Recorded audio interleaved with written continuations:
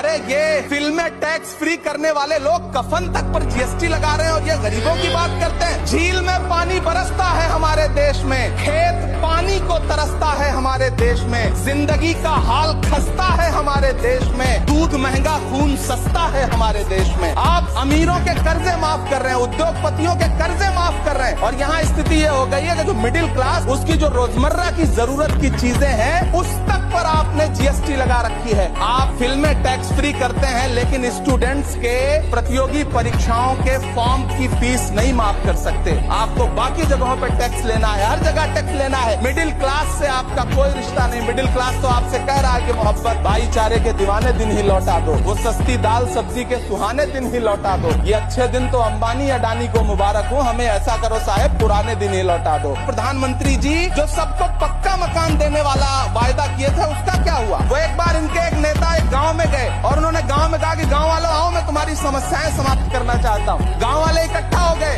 नेताजी ने गांव वालों से कहा बताओ तुम्हारी 2 समस्याएं बताओ, मैं दोनों समस्याओं का यहीं पे समाधान करूंगा। तो गांव वालों ने कहा साहब हमारी पहली समस्या है कि हमारे यहाँ कोई हॉस्पिटल नहीं है। तो नेताजी ने मोबाइल निकाला, कहीं फोन मिलाया और मिला के फोन पे पता नहीं क्या कुछ कहा कि यहाँ गाँव में हॉस्पिटल नहीं है, हॉस्पिटल तुरंत यहाँ हॉस्पिटल चाहिए। गाँव वाले खुश हो गए कि 1 मिनट में यहाँ हॉस्पिटल आ रहा है। अगली समस्या के बारे में उन्होंने नेताजी ने गांव वालों से कहा कि मैंने आपकी पहली समस्या समाप्त कर दी, दूसरी समस्या बताओ। तो गांव वालों ने कहा साहब इस गांव में कोई भी मोबाइल का नेटवर्क ही नहीं है। ये है इनके काम करने का तरीका, ये है झूठ बोलने का तरीका।